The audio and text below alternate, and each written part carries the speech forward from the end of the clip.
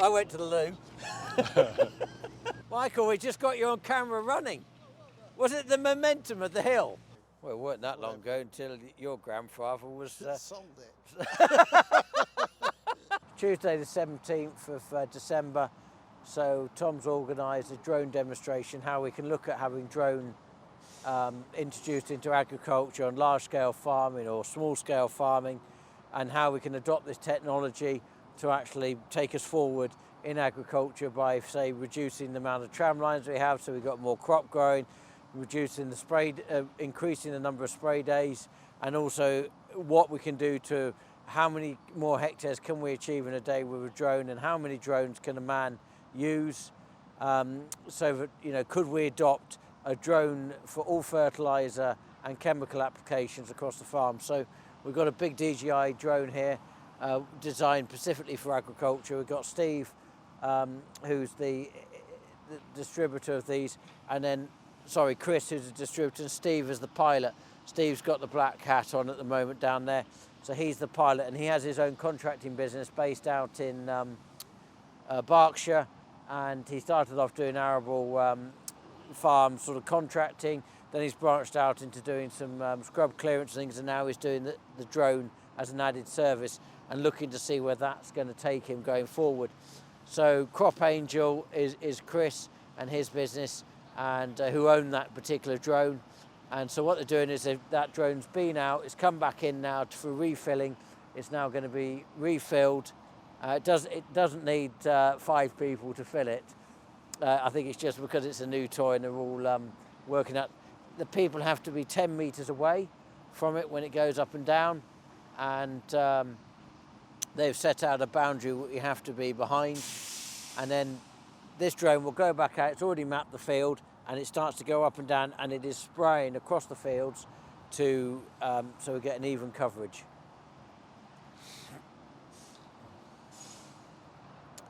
So in terms of who's here, we've got Sandy's got the little drone just over here. Tom, if you pan your camera around, please. Come on, Mr. Tripod. Sandy's there, he's got the little drone, which looks like a little flea, trying to take a picture of this big drone working. And then we've got 2 guys from Crop Angel, and then we've got 2 guys here who also done their licenses, have their own drones, and they're going to start offering the service in different parts of the country. So the idea is Steve's going to start franchising this out across the country so people can set up contracting businesses. And then you've got Michael and Henry from Agri here. So looking at how we could introduce this onto this farm. So if you look round, Tom, please, at the drone, you can see now that drone setting itself up on the line. Just turn the sprayer on, just starting to spray, and they can change the nozzles as they're going along to whether they want a coarse or medium or fine. And currently I understand that's on a medium, is that right? Is it you're on coarse droplets? Okay, so Steve behind here, he's got the controller, so he needs to be within the guidelines of what, as I understand, set out by CAA. You have to be in a vision of 500 metres to see it by a line of sight. So you can't sit in your car looking the other way, you've got to watch it. Yeah. And we're hoping, aren't we, in the talk we had earlier, that actually the opportunity that might get to a point for you can have one operator could have multiple drones covering a much bigger area. That's what we're hoping for, isn't it? And I explained a minute ago that you're from Berkshire and you're now going to be doing this as a contracting service for people, and you've put seeds on with your seed applicator, and also spraying currently is not allowed, is that right? No registered chemical. No registered chemical. So that's the issue, it's the registration of the chemical. Yeah, it's down. So this is effectively, Michael, this is like the principle of early adoption to new technology, new thinking, new ideas, a concept. Yeah.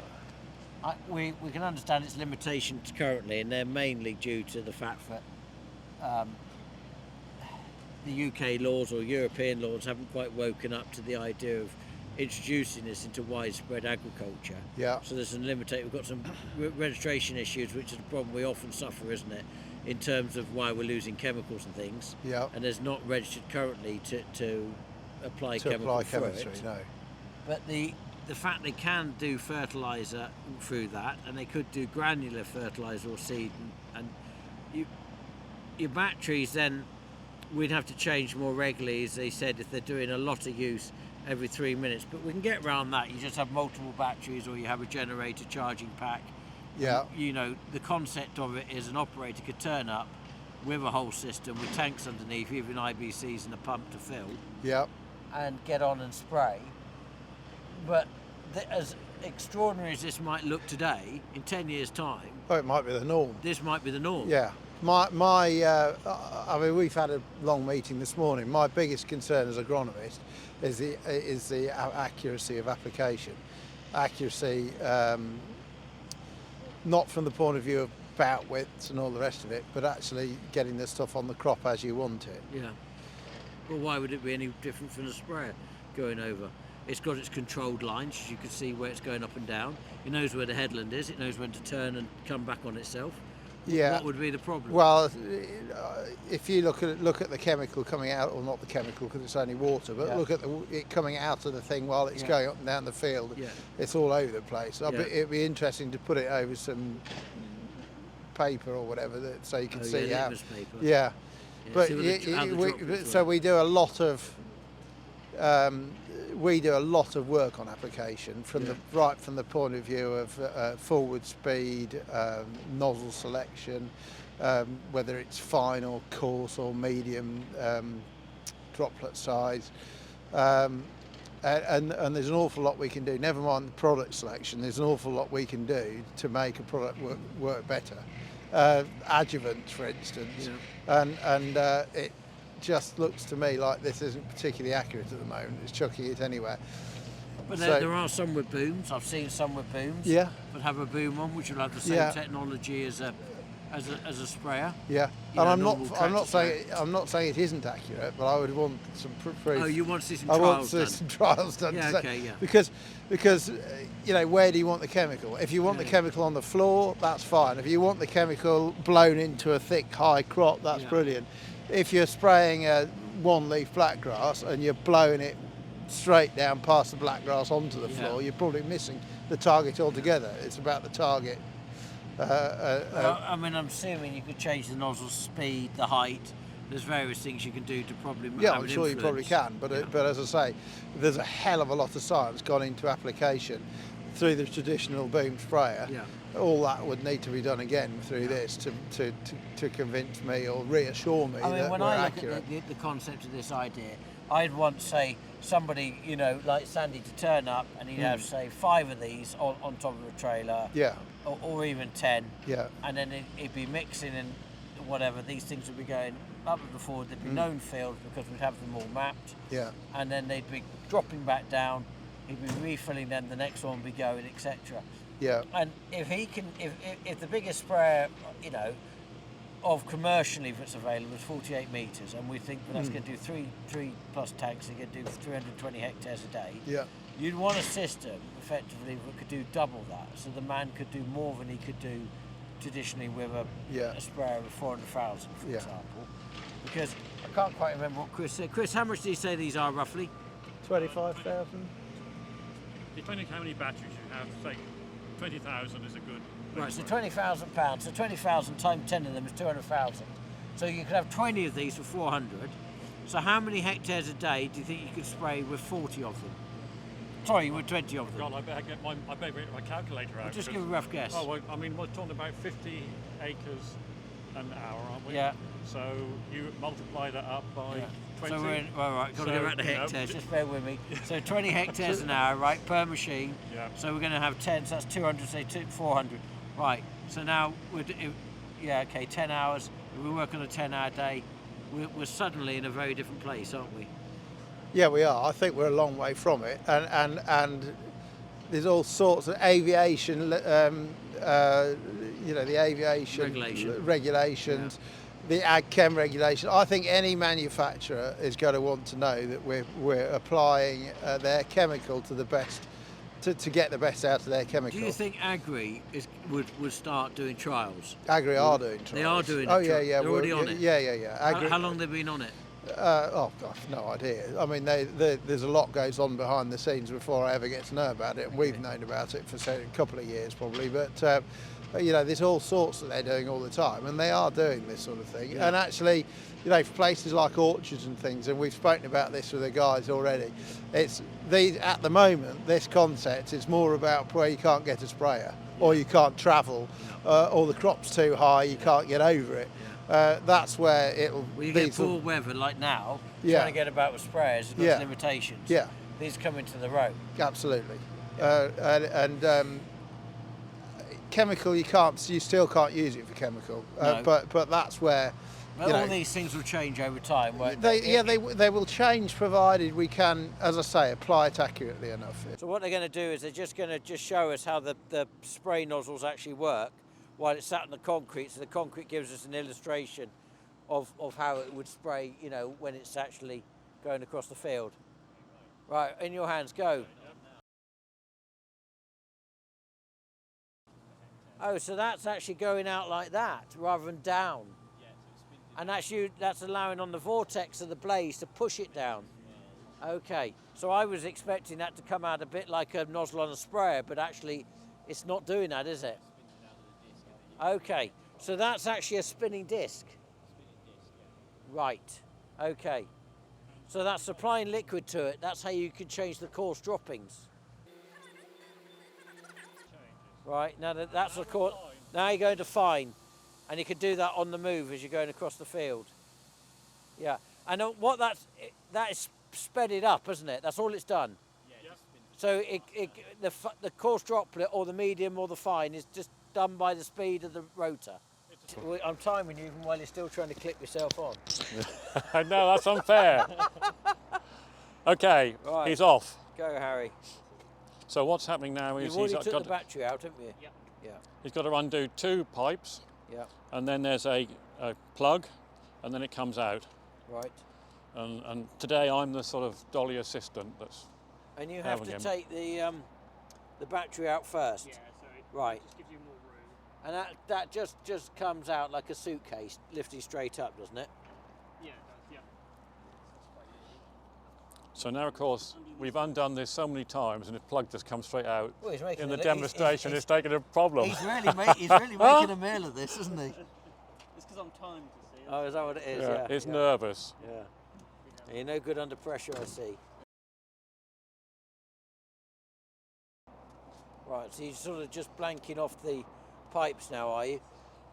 Yeah. Because we're not going to need them now. We're just going to go straight for a Okay. power supply. So now that comes out, Yeah.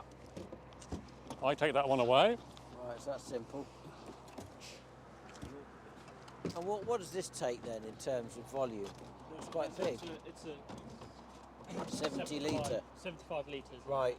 So now all we've got to do is connect the plug in, and Yeah. as soon as the plug's coming in, if you look to the controller, it now knows It's it's a there. spreader Yeah, and not yeah. a sprayer. So do you not have to clamp it down or anything? Nope.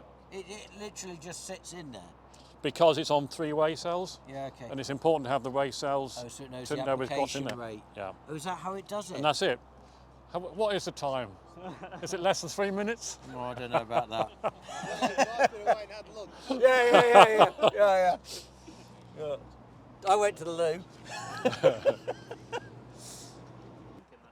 So, just to put it into perspective, this is the normal drone that we're using.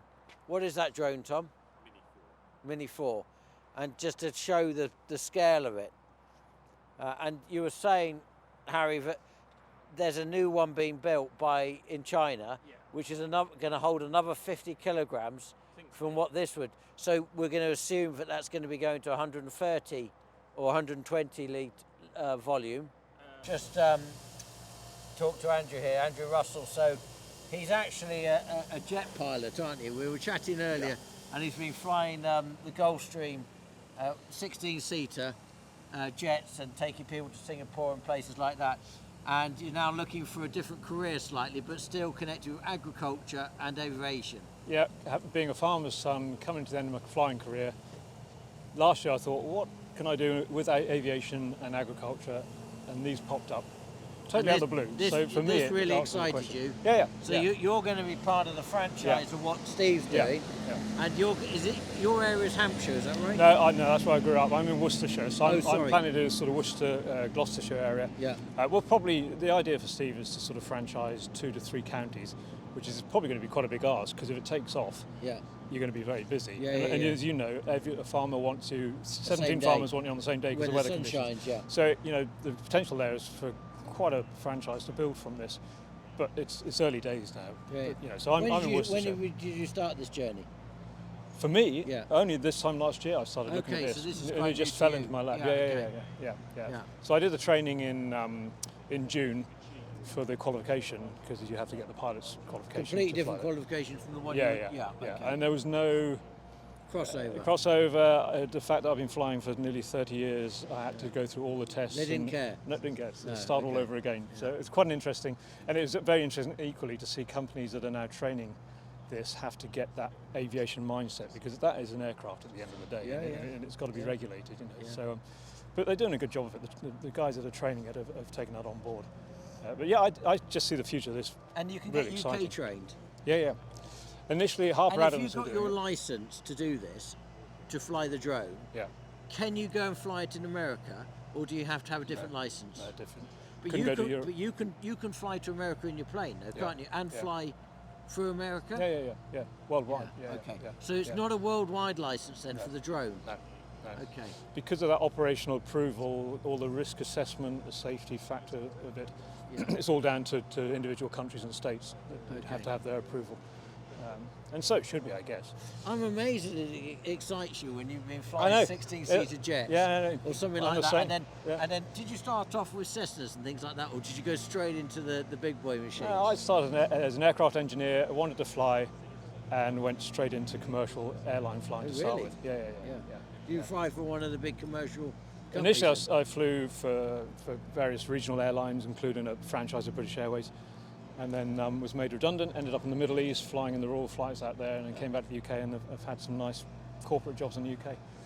And I'm handing over the baton now because my son has just joined British Airways. Oh, really? So it's all carrying on so again. It's in the bloodline Yeah, now. I wanted him to come and help me with this, but no. Yeah. I would be interested to see where this journey takes you. Yeah.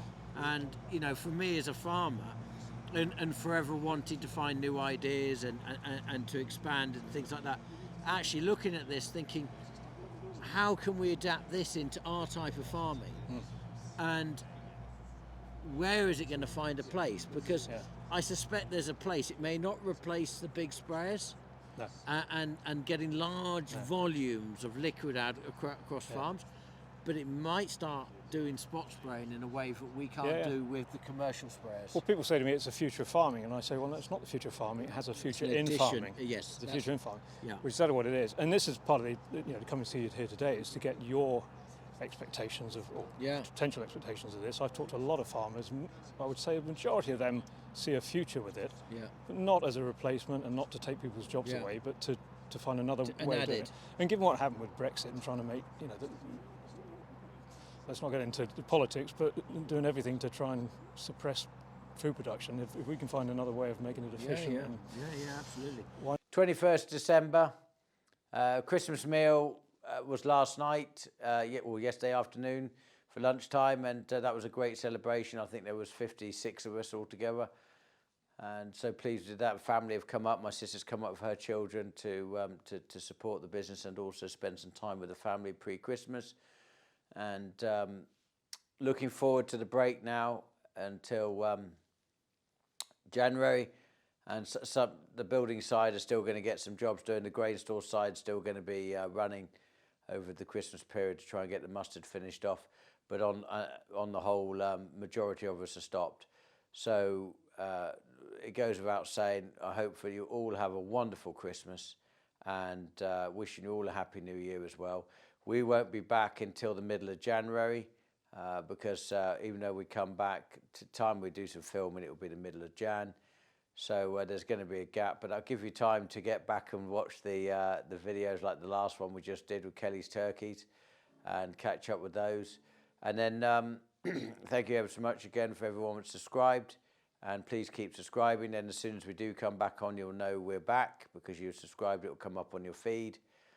And I know that Tom and Tom are going to put some various things on the other channels of highlights going back over the summer, etc., of combining, so you'll be able to catch up on some of that. And I hope everyone has a nice time with the family and a chance to reflect and make a plan for New Year. Wish you all well.